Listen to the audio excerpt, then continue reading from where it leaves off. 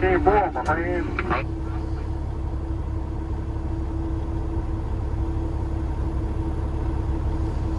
I just thought I'd turn this on and let y'all get a little interstate entertainment. And I want to apologize for the, which I never do, so this is a first for the year. I apologize that the GoPro video was screwed up. Not much of a GoProer, I guess. I'm gonna have to get better at that. The barge, they wanted us to lay over till Monday. They offered us some money to lay over, and well, it was probably a good deal. I decided to fly, so lots of things I've got to get done next week. Got to pick up my truck. It's Christmas, obviously, and all of my job sites are shut down, so decided to let one of the guys come to my house and do some work that needs to happen there. He's out of his 14-day quarantine. Everybody else is still in it. So figured I'd let you check out this just north of Atlanta traffic that we're in. And my GPS said it was 54 minutes long. We got a truck wash a little while ago in Nashville. We're not going to make it home tonight. We'll be just short of it. And we will be home tomorrow. So a few guys wanted to know who was Hippity Hop, so I figured I would take this time to tell you about Hippity Hop. So I guess I'll preface this with a little background history of myself. So in 1970, which was a couple of years before I was born, not many, but a couple,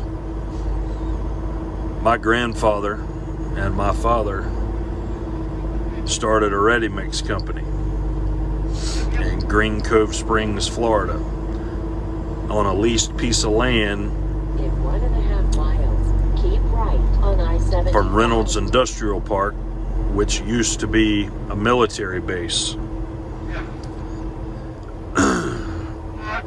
And they were dirt poor. They started out, my grandpa was a moonshiner, and he had prostitutes. That was who he was. Which he went on to be a very loved man by thousands of people. But anyway, so as a child, I spent all of my time, if I wasn't in school, at the ready mix plant.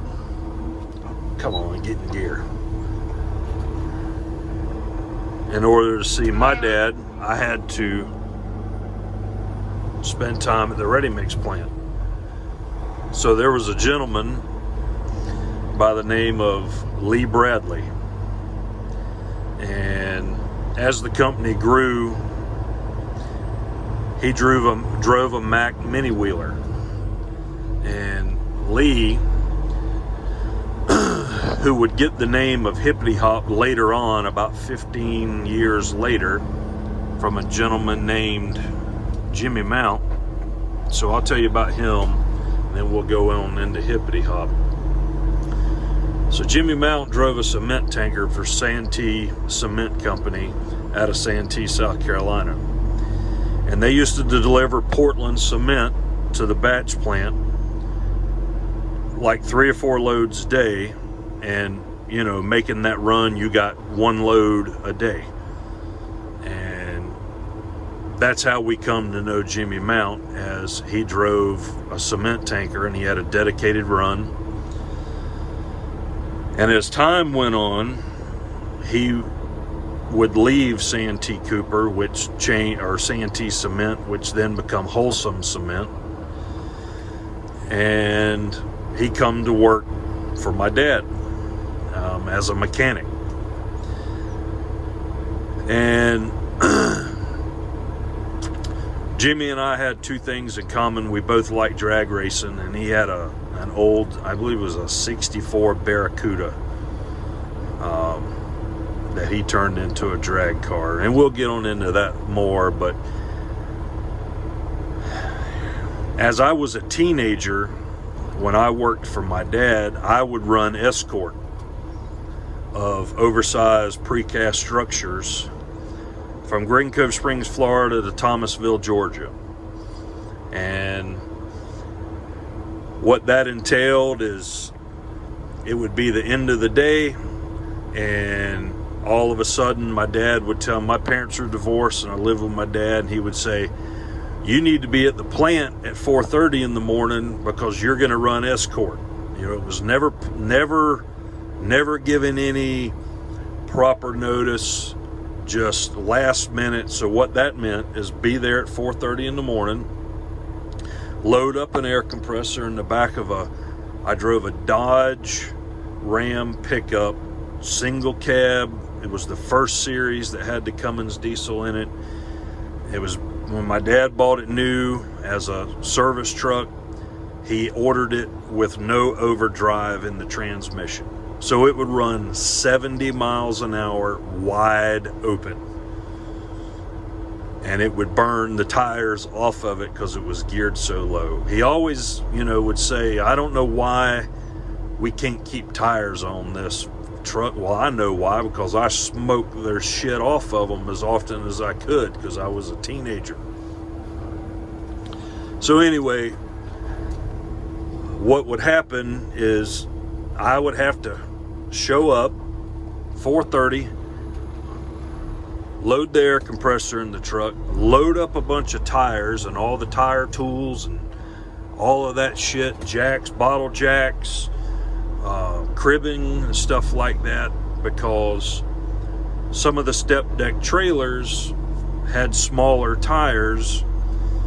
And now mind you, this was happening in the summertime of Florida. So I would follow these trucks, run escort, and it would never fail that one of these trucks would have a flat tire on the trailer. Well, if it had the smaller tires, what that meant is you had to take a bottle jack. Now granted, these were oversized loads, overweight, had this big 16 wide base section to either a wet well or a lift station, or was a riser to a lift station. It's a huge piece of precast concrete. So you had to take a bottle jack, put between the frame of the trailer and the top of the axle, jack it up, and then take another jack and put underneath the axle and jack the axle up so you can get the tires off the ground. The asphalt is 5,000 degrees, the jack's mashing down in the asphalt, and what do the drivers do? They just stand there and watch. I mean, not hand you a rag, not hand you a damn thing. Well, Lee Bradley, going way back when he drove the mini wheeler, he worked for the ready mix side of the business, not the precast side. And when Lee would come in the yard, it didn't matter. He had a brand new truck, everything. He would come in and he would cry. My truck's doing this. My truck's doing that. You need to work on my truck. And then, never anything wrong with his truck. It's just who he was. Cry like a crybaby. So later on, when he worked in the precast, when the ready mix business was sold off, he hauled precasts, and it never failed. Every trip, it would be him that I had to change a tire on the trailer. So Jimmy Mount, who never went on those trips, started naming Lee, who we always called him Crybaby, started naming Lee Hippity Hop. Well, the reason Hippity Hop got that name is when he walked, he had a hop to his step because he was somewhat crippled. And so as the story goes, I had never asked in my whole life what was wrong with him. And later on I said, why is he crippled? What's this deal? Did he have polio? What's going on here? So, as I'm told, he was an over-the-road truck driver before he come to work for my dad and my grandfather driving the mini-wheeler. He was an over-the-road truck driver. And I guess back in those times, people carried a lot of cash on the road. I guess that's how they paid for their fuel or whatever. And I was told that he was robbed and nearly beat to death. He was left for dead, according to what I was told, with a tire iron. Which is kind of ironic because most of my experience with Hippity Hop Lee Bradley involved a tire iron, but I was doing the tire iron, taking the damn tire off of the trailer. So that's how Hippity Hop Lee got his name. And he worked there, I guess, until he retired, but he was something else. Just cry. I mean, it didn't matter what it was. And when he was hauling precast, he's driving a brand new, and these were day cab trucks, a brand new T800. This is when the T800s first come out. Cat 3406B. He had it made. And the one thing that Lee did that I didn't have to get, my dad just defended me because he knew I was telling the truth. But on the way to Thomasville on one trip, we had pulled off of I-10 into a rest area, and the way trucks park, the parking is skewed, and you were on a downhill inclination, and Lee pulled the red button when he parked his truck to go inside, and we all had to stop at the same time. That's just the way the company rules were. All the trucks had to basically convoy to Thomasville. Well, he pulled the red button and he didn't pull the yellow button. And as the air leaked down or what have you, and somebody's going to tell me, well, there shouldn't have been no air leaks.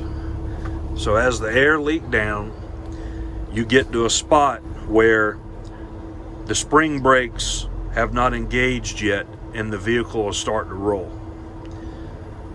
So I'm sitting out here because I never went over there and messed with them. I mean, I was probably 17 or 18 years old, and I was trying to figure out how I could get back to go party with my buddies.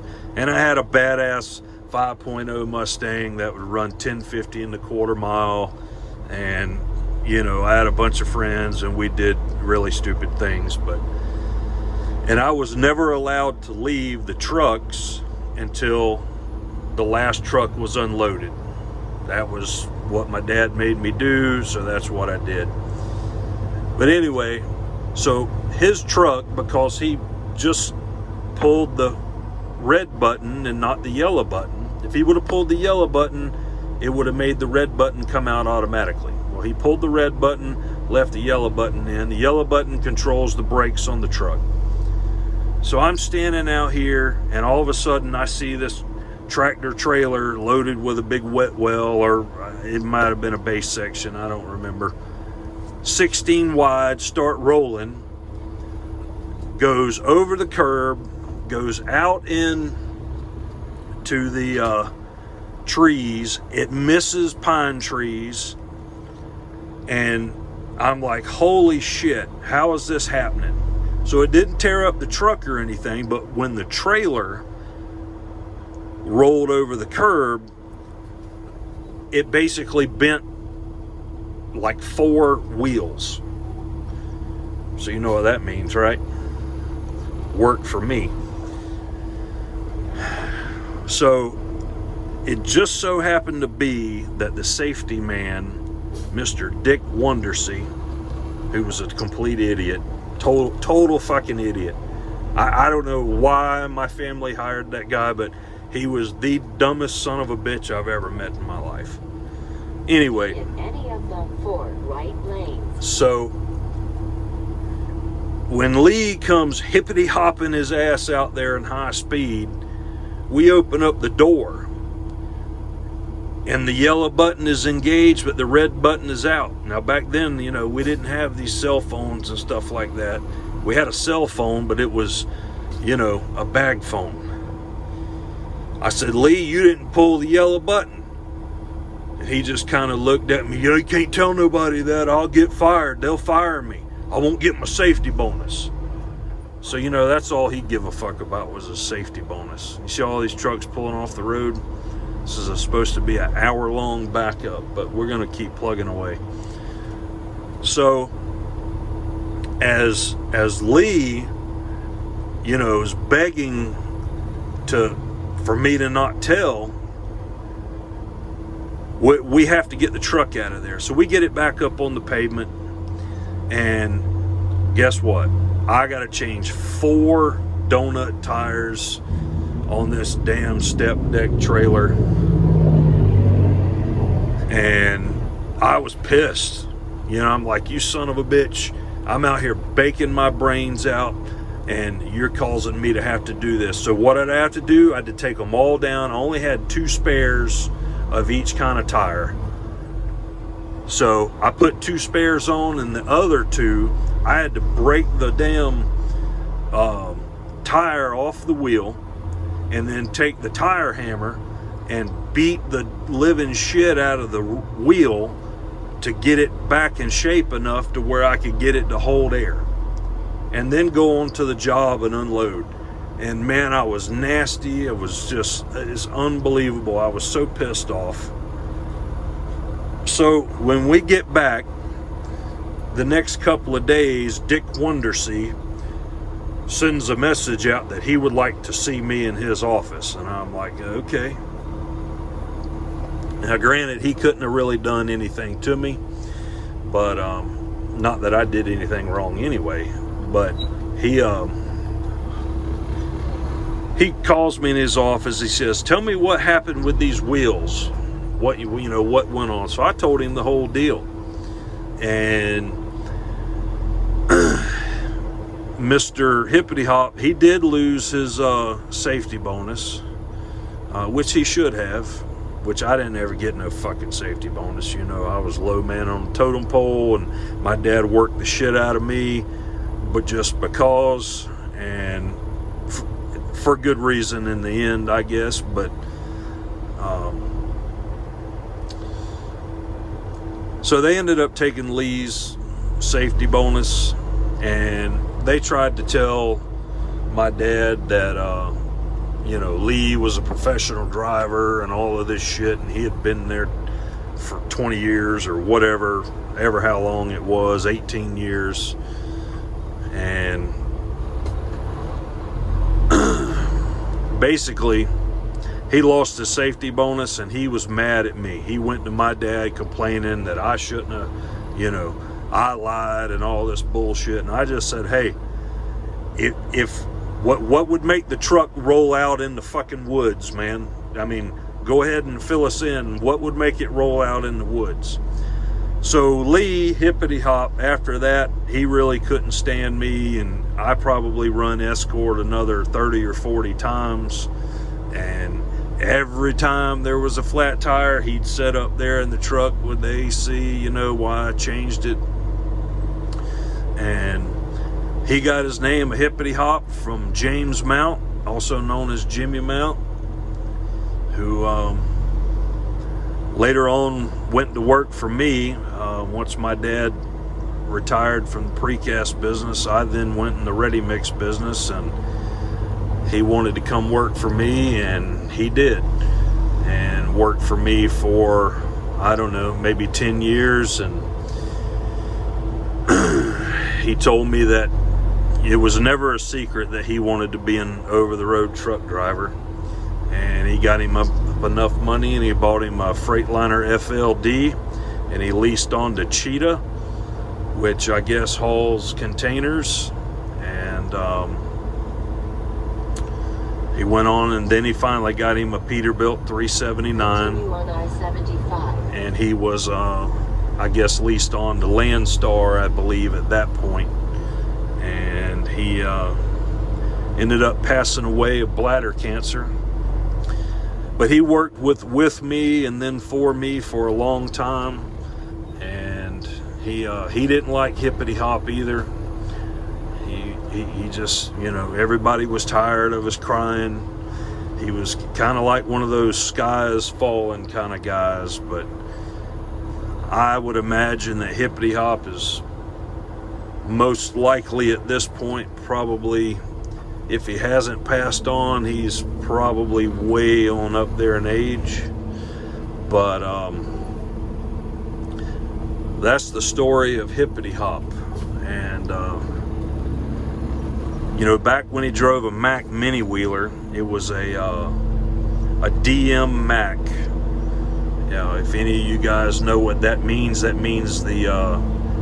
cab is offset to the left of the truck. It's not in the center of the truck like, you know, most trucks you see. It was offset to the left, and it was a mini wheeler, so it had an aluminum dump body. And what he did then is he would haul masonry sand, because we sold concrete block as well. If you're in the ready mix business, you sell concrete block as well. And concrete sand, there's a difference between concrete sand and masonry sand. Masonry sand doesn't have any rocks in it. It's screened. It's more, you know, when you mix up mortar mix to lay block, when you're laying block, if there's any rocks in your mortar mix, you can't get your block to, you can't tap your block down to where it's level and plumb, because the rocks would prevent that from happening. So he delivered masonry sand. And then I guess when there was no masonry sand to be delivered, he would run to the mine and he would haul concrete sand back to the plant. Because the regular trucks that hauled concrete sand and aggregate, coarse aggregate, which was limestone for Florida, they were a single axle Mack tractor and then an aluminum dump trailer. And I'll tell you another story about that one day. I used to unload rail cars when I was younger, and before I unloaded rail cars, I was screwing around with the V-belts on the pulleys that run the conveyor on the radial stacker, and managed to get my fingers under the belts, in between the belts and the pulley. And it didn't really hurt till I figured out it wouldn't go backwards. And then as a young child, you know, probably 8 years old or something like that, maybe 10, I don't know, I'm over here basically crying my eyeballs out. And then my dad hears me and comes over and grabs a railroad spike, because if you're unloading railroad cars, there's railroad spikes laying by the rail. So he grabbed one of those, took a hammer, started cutting the V-belts and getting the fingers out of there, and they were all, you know, that I needed to go to the hospital. So there wasn't no stopping what was going on, because they run about 100, I don't know, 120, 130 concrete trucks, and you wasn't stopping that operation. So my dad wraps it up in a rag and then puts me in the cab of one of the rock hauling trucks, so they could take me back to the main plant, which was in Green Cove, so my mother could then pick me up and take me to the hospital. So, and I got my ass beat. So, because what happens when there was 4 V-belts on the pulley, and then when they cut 2 off to get my hand out of there, that only left 2. So now it took longer to, you couldn't put as much aggregate up on the conveyor belt going up the incline to load into the trucks, because if you did, it would cause those V-belts to slip. So now they're loading slower and all of that good business. So, I got my ass beat, was in pain, all of that good business. And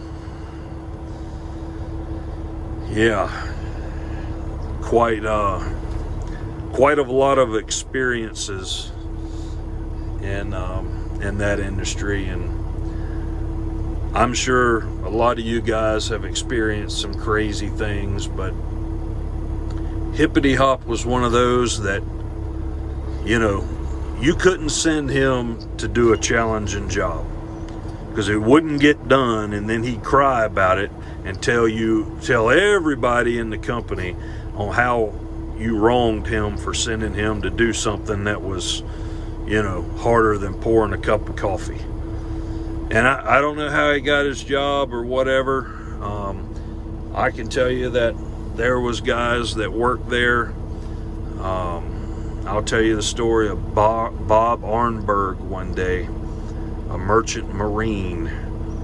And then there was another gentleman, and I can't remember his name, but basically if my grandpa said, don't mess with him, there couldn't nobody fire him. He was just going to be there. So I don't know if Hippity Hop was in that group of my grandpa said he's going to work here, and that's just the way it's going to be. So if you're ever in Green Cove Springs and you're going down Highway 16, you'll see that the road is named the Leonard Columbus Taylor Parkway, and now you'll know who that person is. That's my grandfather. So that's Hippity Hop in a nutshell. And you know a little bit about Jimmy Mount. So maybe sometime in the future I'll tell you about Bob Arnberg and some of the people that my grandfather would just employ because they were never going to have anything or eat or whatever. They were just more or less maybe like a vagrant. And my grandpa would just say, hey, he's going to be the night watchman. Not that we ever needed a night watchman, but my grandpa created a job, and he created several jobs. And then one day I'll tell you the story of Junior Curry. Junior is a special person that my grandmother has shown me pictures, and I wish I had them because I'd show them to you, of him toting 200-pound propane cylinders, one on each sugar, and then like, I don't know, a 50-pound sack of 200-pound propane, 100-pound propane cylinders, one on each shoulder, and then like a 50-pound bag of sugar in his teeth. And that's how my grandpa would make him tote the stuff to the moonshine still. So lots of those guys, lots of stories like that. Back when men were men, none of this tight pant wearing, skinny jeans bullshit, the demasculation of society, none of that was taking place back then. So you can see we've been going for 30 minutes here, and I don't know, maybe you can tell me how many miles we've gone. Not many.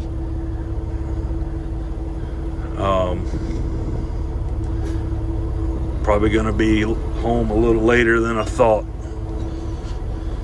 My wife's gonna pick me up in the morning, and we are going to drink margaritas and eat oysters and have a good time. A little interesting thing about this year, I guess, with COVID and all, is this Christmas, everything for Christmas we ordered. So as the boxes come in, because we all ordered 9/10 of it from Amazon, we're like, don't open that because that's your gift. But we don't know what's in which box. So we just have a lot of boxes that's under the tree, and I guess we'll open all of those and like, oh, that's your gift, here you go, I'm sorry, kind of thing. Other than a couple of things that come in for my kid, that's what we're up against. So that's what our Christmas is going to be like. But it's the last Christmas with my kid before he's 18, and I'm really looking forward to it. It's going to be a good Christmas. It's been a great year for us, and the last couple of years have been really, we've done well, so we're very happy. And it looks like my kid will be going off to college soon. I don't really know where, but he has a great work ethic, and I'm extremely proud of him. Super smart. He's in the ACE program in high school, which is part of the I don't remember what the hell is, some college overseas. I don't remember. You can look it up though, the ACE program. I don't know. I know he was part of Duke TIPS, which is Duke University, a program. He's super intelligent, and one hell of a good shot when it comes to shooting clay targets. I mean, extremely good. So I'm happy that he's going to have a great Christmas this year. And I guess Monday I'm going to, so what I did is I wrecked my pickup this year, going to exchange a DeWalt battery for my leaf blower. And as I figured, they wouldn't warranty it. And then I got in a wreck after that in downtown Jacksonville. So the truck that I got in the wreck in July, and then they wouldn't let me place my order for a new truck until August 17th, I believe it was. So I was sharing a vehicle with my wife, which means I would drive her to work, and then I would go to our job sites and do what I needed to do there, and then go pick her up. And my son had his vehicle, and her car has 140,000 miles on it, and she was like, why don't you just buy me a new one, you drive mine, and then when your truck comes in, you could trade mine in on yours. So probably wasn't going to win that argument either way. So that's what's going on. So Monday I'm going to clean out the BMW and hopefully pick my pickup up on Monday. If not, I'll get it Tuesday. And then I've got to go see, I've got a couple of things I need to do to the truck. I'm going to install different flag holders on the trailer, so that's drilling and tapping. I'll make a little video out of that. We'll call that trailer porn, since we'll be doing some tapping. So we'll do that next week. Got a hydraulic hose that's leaking on the PTO. So I'll pull that off and go get that hose remade. And then it'll be Christmas. And maybe some of you guys heard me in my earlier videos that I was going to get me a new bow. So I did buy me a new bow. I bought a new Matthews, was it VXR, I think? Something like that. VXR, I believe. And my wife was like, no, you can't you can't use that until Christmas Day, even though I bought it for myself. So it's under the tree. I haven't shot it yet, so that's we'll plan on shooting that Christmas Day. Maybe we'll make some videos of that. I read in the comments, and if you're the gentleman that I met at Northern Clearing there in Minnesota that made the comment about someone getting killed right after I left, if that was you that made that comment, if you will take a picture of you in front of your truck showing me that it's you, and email me and give me your name and address, I will send you a hat, a free hat, if you want one. If not, no big deal, but it was nice meeting you. I think that's pretty cool. I can't believe anybody even watches my videos. I'm certainly not that interesting of a person. Although my history, many people tell me, man, you should write a book. You've experienced so much in your life and done so much. And that's probably true. But it won't be any book writing. We'll just do some videos, and those who watch, if they choose, will get to understand the history of my life, which has been quite challenging. It's been well. I mean, I'm fortunate. I've lived a very fortunate life, but my dad certainly didn't let me sit around and do nothing. That didn't happen. If you wasn't in school, your ass was going to work at one of the plants, and the first thing I learned how to drive was a concrete truck. And I was a kid when I learned to do that. I mean, it didn't matter. You're going to go charge the bins, so you're running a front end loader. I mean, go to the precast, you're going to be running a crane. It didn't matter. Whatever, you name it. Kind of somewhat abused, I guess I would say, because tell you one story about that. My dad had a big boat, big 50-foot boat, and buddy of mine, his name was Wendell Baxley. Well, his daddy was a logger, and him and his brother worked for his dad, and this was about 17 or 18 years old, I guess, and like any other guy, we like the females, and we like to drink and do all of that kind of stuff. But we did that on the weekends because our dads worked the shit out of us. Like literally worked you like harder than they would work, their employees. Well, during the week, Wendell says, hey, and I'm trying to think of their names, but these two chicks wanted to go party. And so my dad drank scotch, and he drank Glenlivet scotch and J&B. Well,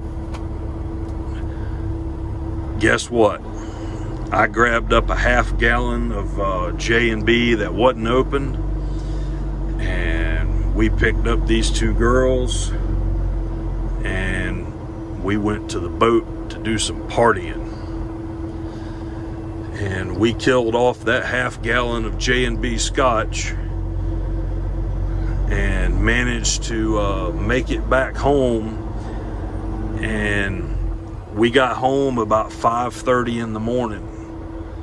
Well, my dad was an early riser, and when I pulled in the driveway, he drove a white Buick Riviera. And he's sitting in the driveway with the car running, waiting on me. There was no texting. I had a pager back then. There was no tracking people with GPS and all of that. That just wasn't available. And I opened up the door, said, "Oh man, I'm not going to be able to go today." And his response was, "Get your ass in the car right now." And so I got in the car and commenced to going to sleep. And then when I got to where we were going, which was about maybe a 20 or 30 minute drive to the precast yard in Green Cove, my dad goes, "You see those 32?" And I'll never forget it. There was 32 Michelin XDHT tires, 11R24.5s. You gonna put new tires on all these trucks?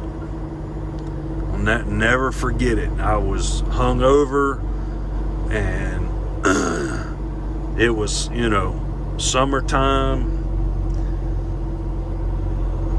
and I did it. But I thought I was gonna fucking die. Holy moly. And everybody knew, there was one guy named Johnny. He says, "I'll help you." And my dad goes, "No, you won't. You ain't helping him do any of that." And at the end of that day, when I got home, I just went and took a shower and went straight to sleep. Well, the next day, when I talked to Wendell, I said, "Wendell, man, how did it go when you got home?" He said, "Dude, my dad was sitting in the driveway waiting on me. And he worked the shit out of me." Wendell would run a wheel skidder. He said, "I didn't get to run the wheel skidder today. I had to run a damn chainsaw all day, cutting the tops out of trees." So, that was the lesson for us, I guess. And man, I tell you what, we paid the price. It was unbelievable. There's a lot of stories I can tell you about those times in history. Lots of stories. When the ready mix plant was started, all they had was a little, like a 4x4 military guard shack. That was the office, and they had a plywood outhouse that you would go out back and take a shit on. And that's where it started. It's quite interesting how they started in that business. My grandfather had loaned a gentleman by the name of J.B. Dees $20,000 back then to start a ready mix company, and he didn't pay his debts, so they foreclosed and took that over, and then they were in the ready mix business. And then after that, how they got in the precast business is there was a company that set up right behind them on the military base just across the railroad tracks that made precast. Storm structures, sanitary structures. In case any of you don't know what that is, you know what a manhole is. So, a manhole is a hole that goes down into a piece of precast that's in the ground for storm water and sanitary, sewer, things of that nature. So the precast company that was behind them, they didn't pay their bill. So the next thing you know, that they managed to take that over, and then they were in the precast business as well. And of course that grew. They were the largest precast company in the Southeast United States, and probably the largest independent ready mix company in the Southeast as well. So there's a lot of characters growing up that I've got to see, and one of them that I'll tell you about Vernie Revels. So Vernie Revels, he worked in the precast. Now this guy was so ugly. I mean, he couldn't get laid in a brothel with $50,000 cash. Well, One day, I'm there as a child. I might have been 10 years old. And this lady comes up, and she had a double-barrel shotgun in one hand. She had this big old, like a Bowie knife strapped to the calf of her leg, and a pistol on her hip. And I remember standing there behind my dad, and she come up and goes, "I'm looking for Verney rebels." And my dad said something to the effect of, "Lady, you need to get on out of here. You can't come up here like this."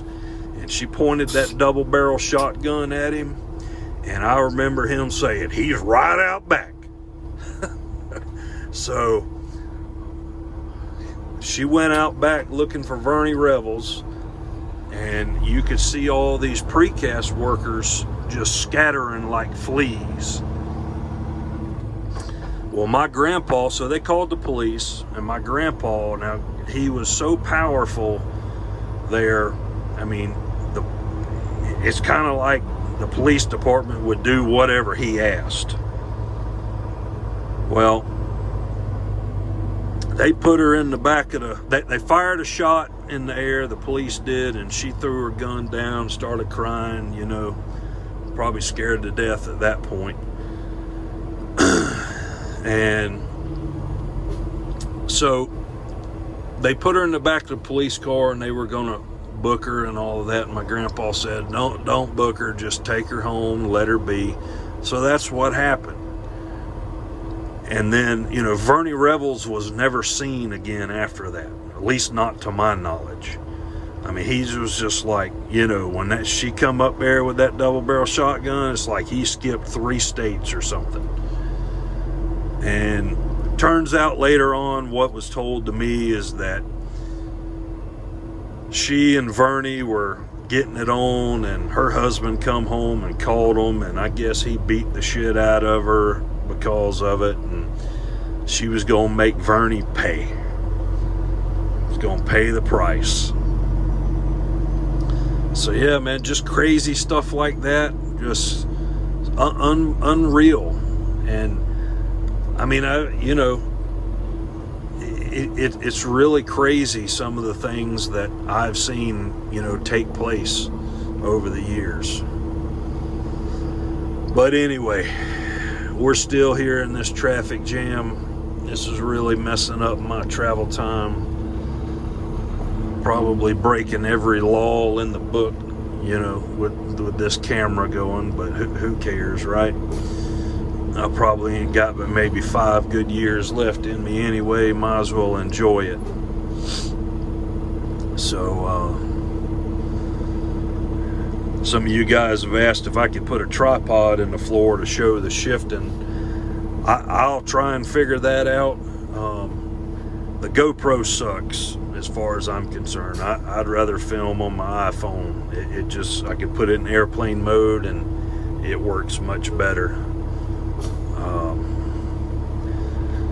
But we have followed this here Amazon truck now for a good while, and I can't see what my GPS. I have run 2 GPSs. I run this one up here because it tells me the points of interest, which that's a trucking GPS, which is worthless other than it'll tell me what road's ahead, what road I'm on, and then what, you know, what's at the next upcoming exits. But I run the Google Maps on my phone when I'm driving because it'll show me the traffic and so forth.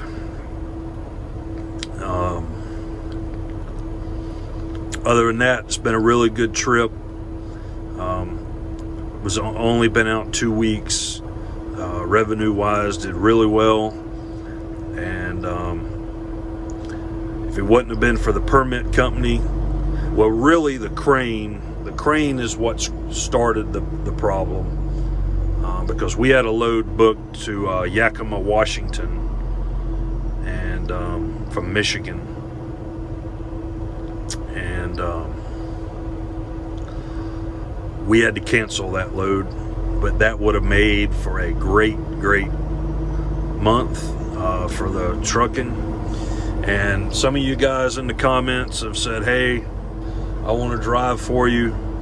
Honestly, guys, I was going to take delivery of 6 more trucks in 2020, but we all know what happened with the economy, and this truck hardly moved. I mean, fortunately for us, our construction business just continued to truck on and do well. So I have another Trail King trailer that's in engineering right now that it looks like we might take delivery on July of next year. And I've tentatively have a build slot for another truck to take delivery in June of next year. So I don't know if I'll turn the numbers up on that just yet. We'll see what happens with Joe Biden being in the office. A little worried about that. But we will be adding some trucks and drivers more than likely in 2021. And just to go ahead and, clear things up for you on that the trucks will be identical to this one, every one of them. You gotta have 5 years of heavy haul, oversized experience, or my insurance company won't touch you. So if you don't have that, no point in applying, because I can't overrule it. Times are different now than they used to be. When I was in the ready mix business, if we had a driver that had like more points or whatever, we could just write a policy with Progressive for that truck, and the rest of them were with a different company. And that's it just won't work now. So you need to keep that in mind. But you got to have multi-axle experience, meaning you got to know how to run with a Jeep and Stinger, because everything that we're ordering and will be taking delivery of is all multi-axle. The Jeep for this trailer will be here, I believe, in February. The Stinger for it is already done. That's all complete. So nothing smaller. We won't be running anything smaller. All Peterbilts, just like this, same color, same setup. Pretty nice setup. And this is not a hard job. It's definitely a lot of self-gratification. You can make a great living doing it, but if you don't have a 100% clean driving record, 5 years of multi-axle, I can't help you. And I know that sucks. Some people say, well, how do I get experience? Well, I guess you're going to have to go work for somebody that's self-insured, because I'm not big enough to be self-insured.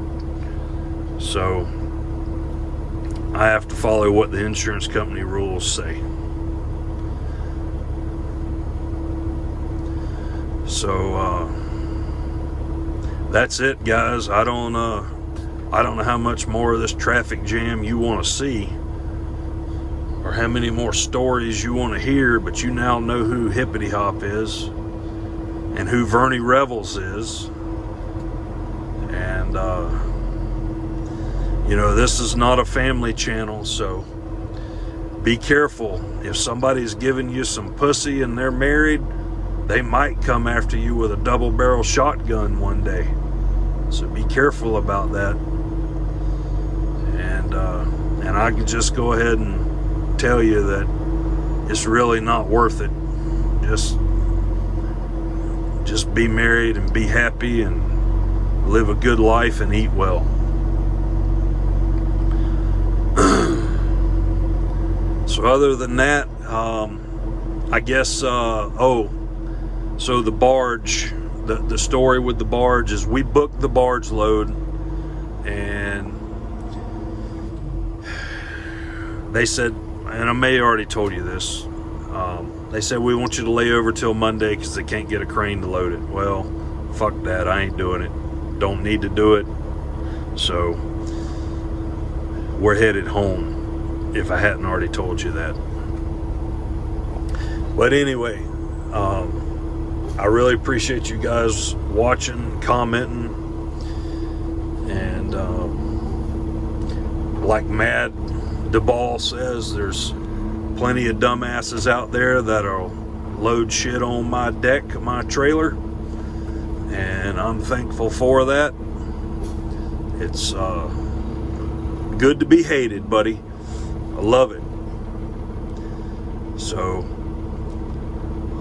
we'll do a video of putting the flag holders on the trailer and maybe taking the hydraulic hose off. And around January 6th or something of that nature, I'm not sure what day that falls on. We'll probably, because there's plenty of freight right now. I mean, I'm steady getting wore out every day of, can you move this? Can you move this? And a lot of local people ask me to move stuff, but there's no money in moving local oversize. So unless they're willing to pay what we're looking for, I've just let the truck sit. So that's it, guys. If I don't do another video before Christmas, you guys have a Merry Christmas. It's a really important day, and hopefully things get better in the country, and hopefully you don't have to wear a mask. And again, I appreciate you watching, and leave comments, let me know what you think, and I'll try to get better at making videos and loading and unloading and so forth, and we'll do what we can. So Merry Christmas, Happy New Year, and again, I really appreciate you guys watching and commenting. Take care.